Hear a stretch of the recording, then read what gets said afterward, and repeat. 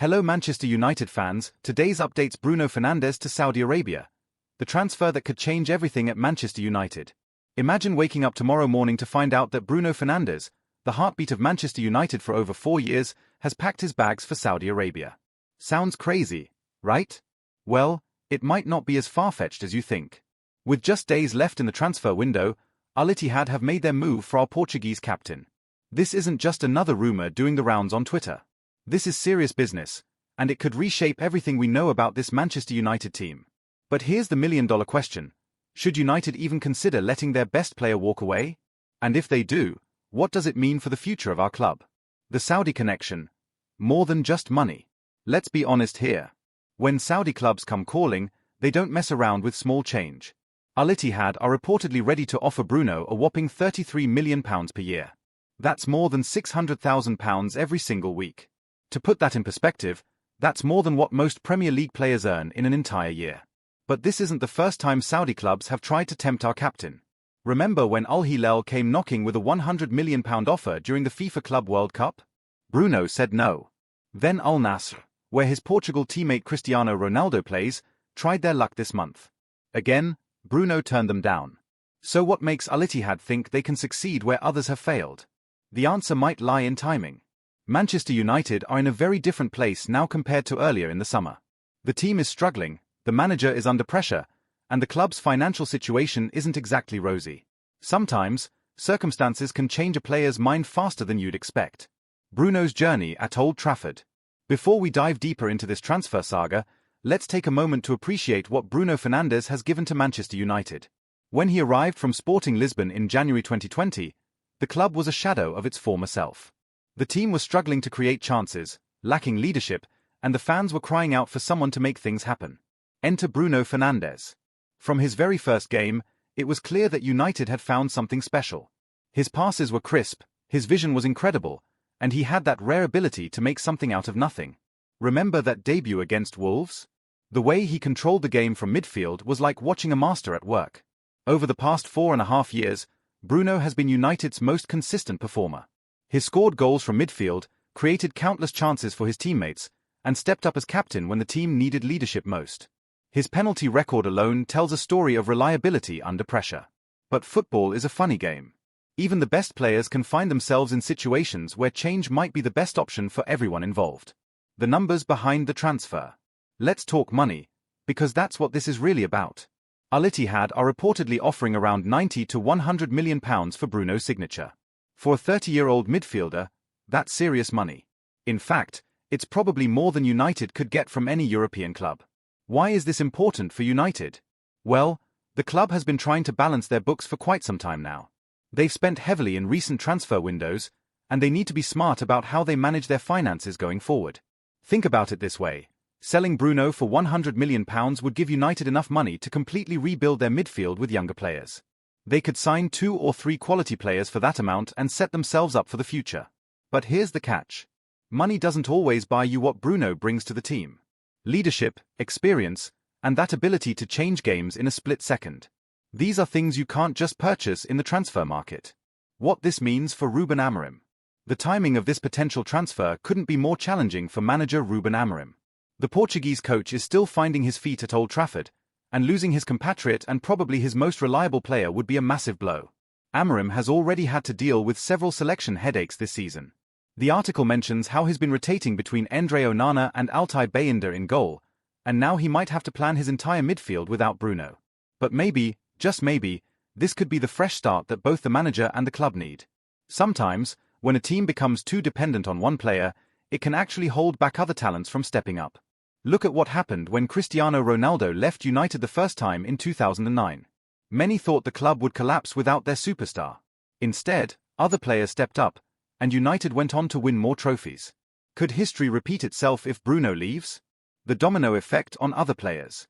If Bruno does head to Saudi Arabia, it won't just affect the midfield. This transfer could trigger a chain reaction throughout the entire squad. First, there's the captain's armband. Who takes over as the leader of this young team? Harry Maguire is an obvious choice, but his own future at the club remains uncertain. Marcus Rashford could step up, but has had his own struggles with consistency. Then there's the tactical side. Bruno has been the creative hub of United's attacks for years. Without him, Amorim would need to completely rethink how the team plays. Do they become more possession-based? Do they rely more on wing play? These are big questions that need quick answers. The transfer could also affect other players who were thinking about leaving. If the club's best player is heading to Saudi Arabia, what message does that send to the rest of the squad? Does it make Old Trafford a less attractive place to be? The Saudi Pro League factor. Let's be real about what the Saudi Pro League represents in modern football. It's not just about the money anymore, though that's still a huge part of it. The league has been investing heavily in infrastructure, coaching, and overall quality. When Cristiano Ronaldo moved to Al Nassr, many people thought it was just a retirement league. But look at how competitive the games have been. Look at the quality of players who have followed him there. Karim Benzema, N'Golo Kante, Sadio Mane, and many others have made the move. For Bruno, this wouldn't necessarily be the end of his career at the highest level. He's 30 years old, still in his prime, and could easily play at this level for another 4 or 5 years. The Saudi League would give him the chance to be one of the star players while earning money that could set up his family for generations. But would he be happy there? That's the big question. United's transfer strategy. This potential Bruno transfer fits into a bigger picture of what United are trying to do in the transfer market. The club has been trying to move on several players who don't fit into Amorim's plans. The article mentions the bomb squad: Alejandro Garnacho, Jadon Sancho, Antony, and Tyrell Malaysia. These are all players who are training separately and are expected to leave before the window closes. Then there's Rasmus Højlund, who was dropped for the Arsenal game after the club signed Benjamin Sesko. The Danish striker could be heading back to Italy, with Napoli showing interest. All of this suggests that United are in full rebuild mode. The timing challenge. Here's where things get really tricky. The transfer window closes in just over a week, and United will have very little time to find replacements if Bruno does leave. Sure, they could use the money to sign players, but which players would be available at such short notice? Most clubs have already completed their business for the summer, and the good players are settled at their clubs. This is why many people think Bruno won't leave this summer, even if he wants to. The timing just doesn't work for United.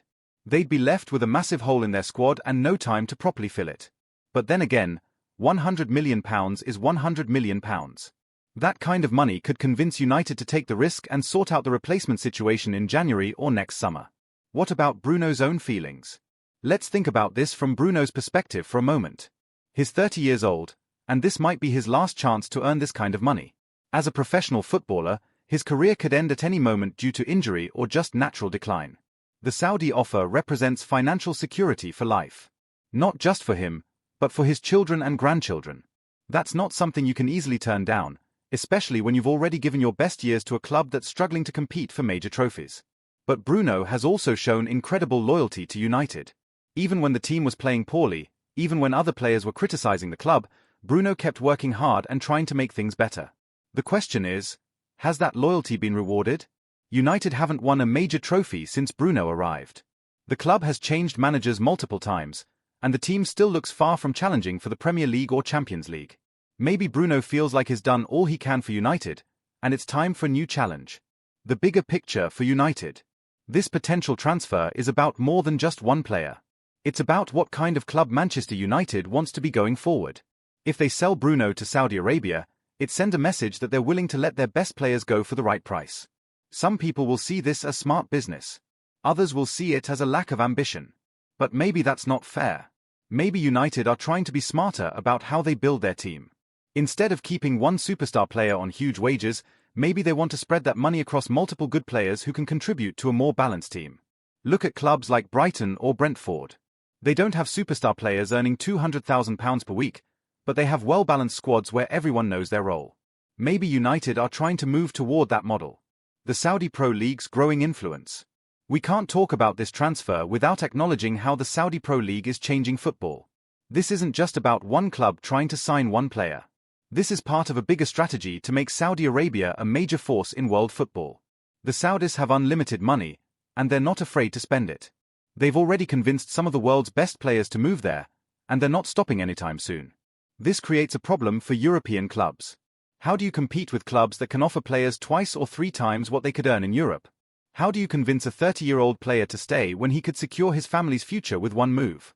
These are questions that every big club is dealing with, not just United. And the answers aren't easy. What happens next? So where does this leave us? What should United fans expect in the coming days? The most likely scenario is that Bruno stays, at least for this season. The timing is too tight for United to find adequate replacements, and Bruno has shown loyalty to the club in the past. But this saga won't go away. If Bruno doesn't sign a new contract soon, the Saudi clubs will be back in January with even bigger offers. And eventually, United might have to make a decision. Sell now and get good money, or risk losing him for nothing when his contract expires. The club needs to be proactive here. If they want to keep Bruno, they need to show him that they're serious about competing for trophies. That means backing Amorim in the transfer market, improving the squad, and creating an environment where the best players want to stay. If they can't do that, then maybe selling Bruno and starting fresh is the right move after all. The Andre Onana situation. While we're talking about potential departures, we can't ignore what's happening with Andre Onana. The goalkeeper's future is also uncertain, with reports suggesting that United might consider signing Sen Lammens from Antwerp. Onana had a difficult start to his United career, and questions about his position as number one haven't gone away. If United are planning to rebuild their entire team, maybe they're looking at every position, including goalkeeper. This adds another layer of complexity to United's plans. If both Bruno and Onana leave, that's two key players who would need replacing. That's a lot of change for one transfer window, and it might be more than the club can handle. The youth factor. One thing that might help United if Bruno does leave is the quality of their young players. The club has some talented youngsters coming through the academy, and maybe this would be their chance to step up. Players like Kobbie Mainoo have already shown they can perform at the highest level. Maybe losing Bruno would give these young players the opportunity to take on more responsibility and develop faster. Sometimes, the best thing for young players is to be thrown in at the deep end. If United suddenly have a gap in midfield, it might be the perfect opportunity for their academy graduates to prove they belong. Financial fair play considerations. We also can't ignore the financial side of this potential transfer. United have been walking a tightrope with financial fair play regulations, and selling Bruno for £100 million would give them significant breathing room. This money could be reinvested in the squad, used to improve facilities, or simply help balance the books. In the modern game, financial health is just as important as what happens on the pitch. Maybe United's owners see this as an opportunity to reset the club's finances while also giving the manager a chance to build his own team from scratch. The competition factor. Another thing to consider is how this transfer would affect United's ability to compete with other top clubs. Right now, teams like Manchester City, Arsenal, and Liverpool all have better squads than United. Losing Bruno would make that gap even bigger in the short term.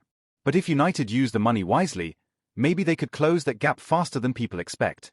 Instead of having one world-class player and 10 average ones, maybe they could have 11 very good players who work better as a team. It's a risky strategy, but it's worked for other clubs in the past. The manager's dilemma. For Ruben Amorim, this situation presents both a challenge and an opportunity. Losing Bruno would be a massive blow, but it would also give him the chance to put his own stamp on the team. Amorim is known for developing young players and creating well-organized teams. Maybe he sees this as an opportunity to build something new at United, something that's more than just one player carrying the team. The Portuguese manager has worked with less talented squads before and achieved great things. The emotional side. For many United fans, Bruno represents hope. He's been the one consistent bright spot during some very dark times at the club. His penalties, his passes, his leadership, these have all been crucial in keeping fans believing that better times are ahead. Losing him would be emotionally difficult for many supporters. It would feel like the end of an era, and the beginning of something uncertain and unknown. But maybe that's exactly what United need. Maybe they need to start fresh, with new players and new hopes. Maybe holding on to the past is preventing them from building a better future. The global impact. This transfer would also have implications beyond just Manchester United and the Premier League. Bruno is Portugal's captain and one of their most important players. His move to Saudi Arabia might affect his international career, especially with major tournaments coming up. Would Portugal's national team coach continue to select players based in Saudi Arabia? How would this affect team chemistry and preparation? These are questions that go beyond club football. The commercial angle. From a commercial perspective, losing Bruno would be a significant blow for United. He's one of their most marketable players, especially in Portuguese-speaking markets. His departure could affect shirt sales, sponsorship deals, and the club's global appeal. But then again, United is bigger than any one player. The club's commercial strength comes from its history, its brand, and its global fan base. They've survived the departure of other big names before, and they'd survive losing Bruno too. The conclusion: What should United do? So, after considering all these factors, what should Manchester United do if Al Ittihad comes in with a concrete offer for Bruno Fernandes? The answer isn't simple. There are valid arguments on both sides. If United keep Bruno, they maintain stability and keep their best player. They show ambition and send a message that they're not willing to sell their stars to the highest bidder. If United sell Bruno, they get a massive transfer fee that could be used to rebuild the entire squad. They give Amorim the chance to create his own team and potentially set themselves up for long-term success. The decision will likely come down to what United's owners believe is best for the club's future. Do they want to build around Bruno for the next 2 or 3 years, or do they want to start fresh with younger players who could serve the club for the next decade? Final thoughts. A new chapter awaits. Whatever happens with Bruno Fernandes in the coming days, one thing is certain: Manchester United is at a crossroads. The club is trying to rebuild after years of disappointment, and every decision they make now will shape their future. If Bruno stays, United fans will be relieved to keep their captain and best player. If he goes, they'll hope that the money is used wisely to build something better. The Saudi Pro League's influence on football is only going to grow, and United will have to adapt to this new reality. They can't compete with Saudi salaries, so they need to offer something else: trophies, prestige, and the chance to play in the world's most competitive league. The next few days will be crucial for Manchester United's future. Whatever happens, it's going to be an interesting ride. As United fans, all we can do is trust that the people making these decisions have the club's best interests at heart. Whether Bruno stays or goes, we'll continue to support our team through good times and bad. Because that's what being a Manchester United fan is all about, sticking with the club no matter what. And who knows? Maybe the best is yet to come, with or without Bruno Fernandes. The transfer window is almost closed, and soon we'll know which direction United is heading.